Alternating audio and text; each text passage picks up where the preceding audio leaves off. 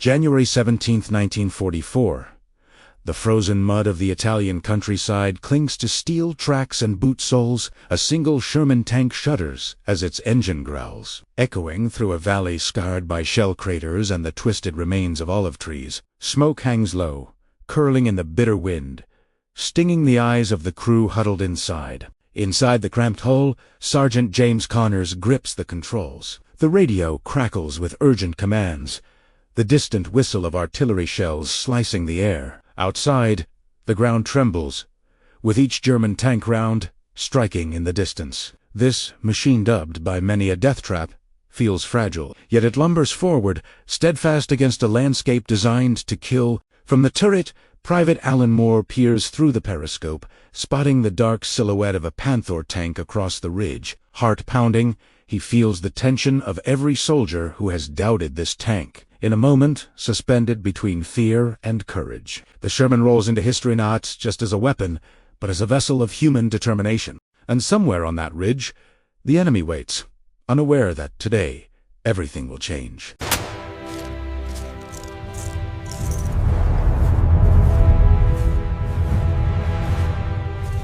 By 1942, the world was engulfed in a war unlike any before. In Europe, German Panzer divisions had overrun Poland, France, and the Low Countries with devastating speed. Across the Atlantic, the United States had entered the conflict after Pearl Harbor, suddenly tasked with building an army capable of taking the fight to Europe and the Pacific. Within this monumental effort, armored divisions became decisive elements of modern warfare, and at the heart of that revolution would be its hunk many Allied soldiers initially distrusted: the M4 Sherman.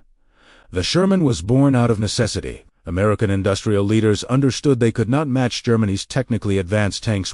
Instead, they prioritized reliability, speed of production, and versatility. A Sherman could be manufactured in dozens of plants across the United States, assembled with standardized parts, and shipped across oceans with relative ease. By mid-1942, production rates reached hundreds per month, with tens of thousands planned. Yet the Sherman drew immediate criticism, with its 75mm main gun and armor ranging from 38mm to 75mm. It was vulnerable to the Panzer IV, Tiger, and Panther tanks, whose heavy shells could destroy a Sherman in a single hit. Tank crews, entering North Africa in late 1942, coined grim nicknames: Ronsens after the Isidug lighters, and death traps.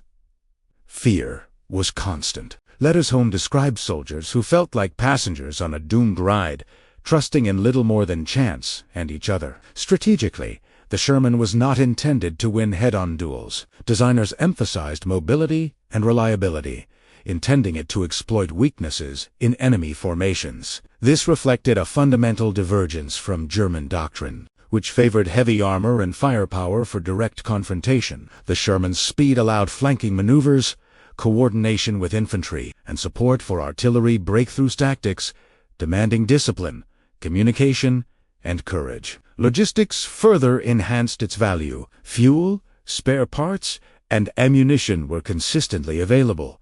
Unlike German tanks operating on overstretched supply lines, the Tiger consumed enormous fuel, and even Panzer units were vulnerable to breakdowns. By contrast, Shermans kept moving and often returned to combat after minor damage. Despite these advantages, fear weighed heavily on crews. Small mistakes could be fatal. Early North African engagements underscored the lesson. Survival depended on teamwork, clever maneuvering, and mastery of the tank's strengths and weaknesses. Yet even in these brutal conditions, seeds of respect were planted. The Sherman's reliability, agility, and adaptability hinted at potential that would soon challenge enemy assumptions. The Sherman's baptism by fire came in North Africa, late 1942. Under the blistering sun of Tunisia, American and British crews faced the full might of the Afrika Korps.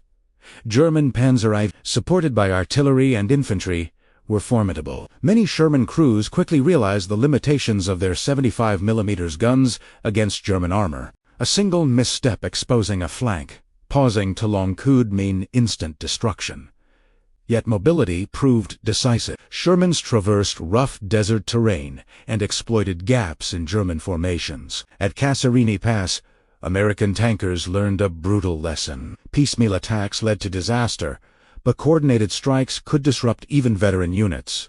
In Sicily, narrow roads and steep inclines tested engines, suspensions, and nerves. Ambushes and minefields were constant threats, yet the Sherman's adaptability shone. Skilled crews flanked heavier tanks, coordinated with infantry, and survived where heavier, slower machines might not. By the time the Allies pushed into Italy, the Sherman's reputation as a death-trap Lingard butt began to erode. Hills and river valleys demanded combined arms coordination. Infantry, artillery, and tanks operated as a cohesive unit. Damaged Shermans could often be repaired, while German tanks faltered due to supply or mechanical issues. Crews survived and gained confidence. Letters from veterans reveal a grudging admiration for their Maschine tank that carried them through explosions and fire. Losses were heavy, encounters deadly, but human ingenuity transformed vulnerability into opportunity. Crews learned to anticipate enemy fire,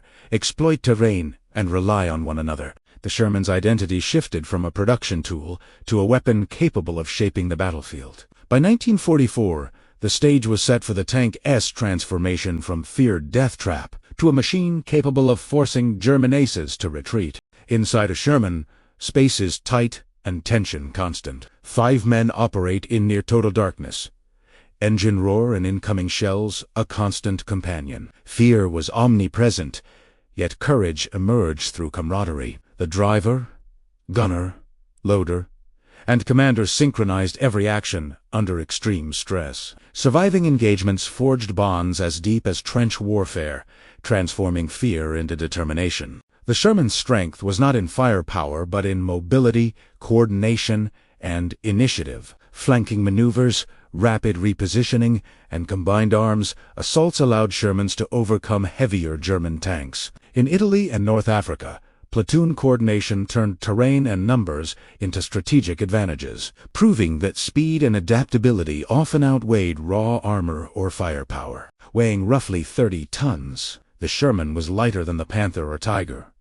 Its 75mm gun could penetrate lighter armor and fortifications, but struggled against heavy German tanks. Reliability, ease of repair, and adaptability compensated for limitations. Crews improvised armor, modified ammunition, and exploited hold-on positions, turning apparent weaknesses into manageable tactical challenges. The Sherman's success depended on commanders' decisions. Quick judgment, risk assessment, and coordination with supporting units determined survival. Skilled leaders transformed the tank into a strategic tool, inspiring crew confidence and maximizing combat potential. German forces initially dismissed the Sherman as inferior. Early victories reinforced this view. Yet repeated engagements revealed mobility, unpredictability, and coordinated attacks, forcing German aces to rethink assumptions and adopt caution in battle.